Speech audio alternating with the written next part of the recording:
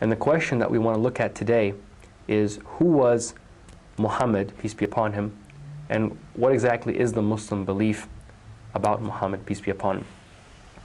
In the times that we live in, we know that information transfer is something that is very easily done.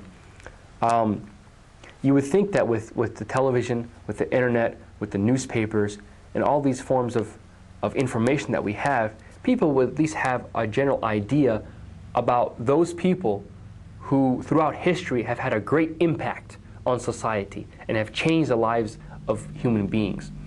Unfortunately, though, there are a lot of people who are still ignorant about the Prophet Muhammad, peace be upon him, and his teachings.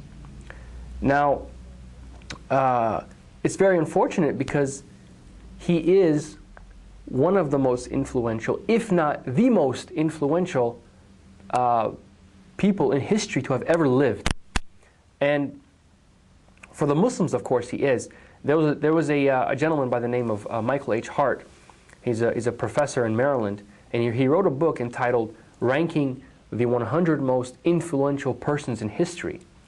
And he had the Prophet Muhammad, peace be upon him, ranked as #1, followed by Isaac Newton, and then Jesus and Buddha.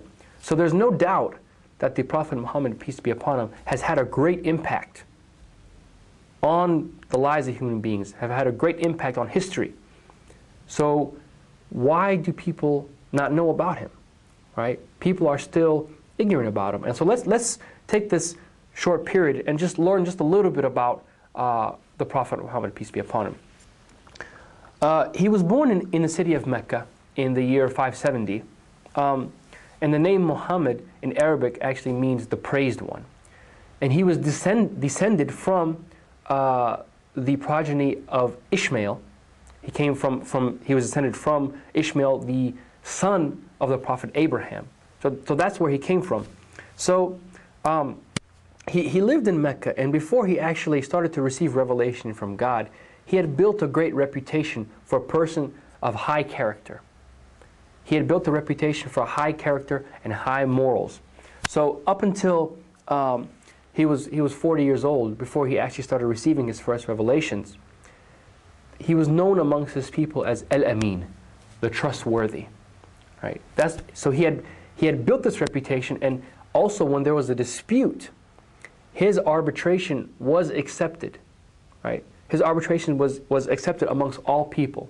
So that's the position that he had held in the society. And before that time, he was never a preacher. He was never an orator. He wasn't involved in any politics or anything of that nature. Also, before he actually became a prophet, he was not the same as the pagan Arabs. In other words, he didn't worship idols. Right? He never practiced paganism. Right? So what he would do is he had a practice of retreating to a cave where he would meditate and he would pray. And he did this for a while, and for about 5 years to be exact. And in the 5th year, when he was doing these retreats, is when the angel Gabriel, the angel of revelation, came and spoke to him and started bringing the first revelations from God, which is known as the Quran. And it's from this point forward that this Quran, which is God's final revelation, it is from this point forward that it started to be revealed, either through the angel Gabriel or sometimes directly to the heart of the Prophet, peace be upon him. So then, he slowly started to spread this message amongst his relatives, amongst those who were closest to him, and then eventually branch out and started to preach to his people. Right? And he started to preach this message of strict monotheism and concepts such as resurrection and the day of judgment and accountability for your deeds. So he called upon his people to abandon their old ways and their beliefs in paganism and turn to the worship of the one true God. Now, a lot of people rejected him. Can we start? Sure.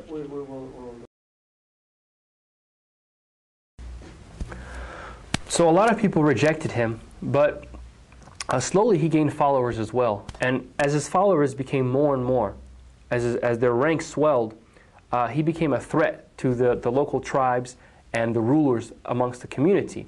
And then they started to boycott and oppress the Muslims and those who followed him.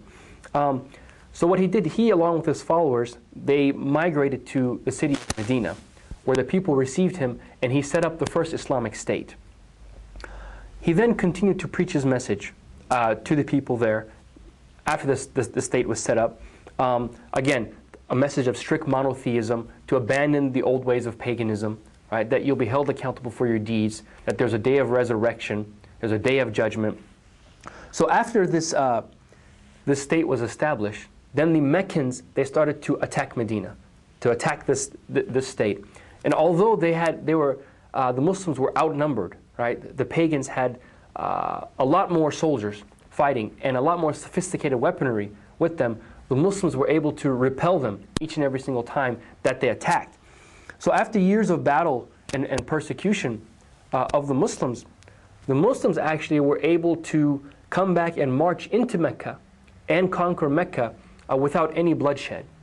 And upon the conquering of Mecca, the Prophet, peace be upon him, he asked those who were his enemies, those who oppressed and persecuted him, "What do you expect me to do with you?"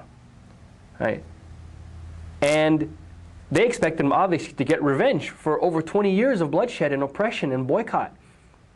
But he told them, he said, "May God forgive you. May God pardon you. You go your way."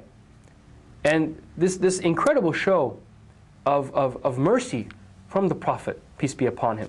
This is the character that he had. So this is a very brief nutshell of kind of what he went through as a prophet. So I urge the viewer to do a little bit more research, as we don't have the time to go into all the details of what he did in his life and how he lived it. But this is an extraordinary man, and it is incumbent upon us to find out about him and how he lived and his teachings. Now, as far as what Muslims believe about the Prophet Muhammad, peace be upon him, there's sometimes a misconception that Muslims pray to the Prophet Muhammad, peace be upon him, or they worship him, and that is not the case. In the Islamic belief, the Prophet Muhammad, peace be upon him, is God's final messenger. And he brought the final revelation from God, which is the Quran, the holy book of the Muslims. Just as God sent messengers and prophets such as Moses, Abraham, and Jesus, in the same fashion, he sent the Prophet Muhammad, peace and blessings be upon him. Now, there are a few questions that we can ask about the Prophet, peace be upon him, that we should really think and ponder about. Now, one of those things is that if in fact he was a false prophet, then there would be no need for him to suffer through all of the hardship and the oppression that his people put him through. As a matter of fact, they offered him the kingship of the land, to be their king, and that they would give him the riches of the land, and that they would marry him to any woman that he wished. But he refused to stop.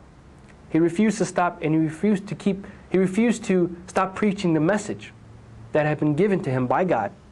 In the face of all of this